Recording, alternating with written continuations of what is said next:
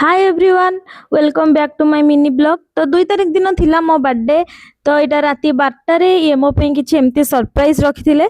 मु सेटा सेलिब्रेट कर देली। तापरे आपण मान तो देखिथिबे मु अधा स्किन केयर भी करथिली नेक्स्ट वीडियो रे। तापरे मु मोर मास्क लगे कि सोई पड़थिली। नेक्स्ट दिन सकाळु मु जल्दी जल्दी उठिकी आउ सुंदर सीनरी देखिकी भाबिथिली आज टिके जल्दी जल्दी सब काम सार देबी। ब्रेकफास्ट भी जल्दी बनै देथिली। आज उपमा आउ मु चना तरकारी बनैथिली। मु भाभी मो बर्थडे रे मु जगदीश टेम्पल जीवी बोली। तो सेथिपाई सब काम सारिके जल्दी जल्दी हेले भी लेट हो गला बाहरु बाहरु।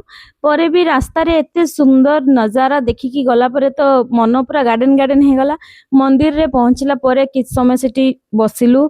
भल लागला, बहुत सुंदर दर्शन कलु। तापरे आमे से पाखरे गोटे कैफे को आस्तिलु लंच करिया पई, कारण टाइम भी हे जाइतिला। तो एठी पाखरे बसिकी केते सुंदर टिके नजारा भी देखिलु लेक रो। आउ खाଇବା भी हे गला।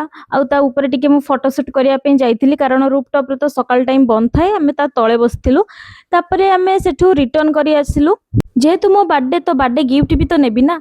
तो मु मो बर्थडे गिफ्ट रे गोटे एक्वेरियम नै के आस्तिली। आउ मते गोटे एटी सुंदर क्यूट सा रोज मिलिला यांक तरफ रु। तापरे आमे पळे आस्तिलु घरे। आसिकी मु संध्या बेले सोई पड़थिली, उठिली 6-7टा बेले।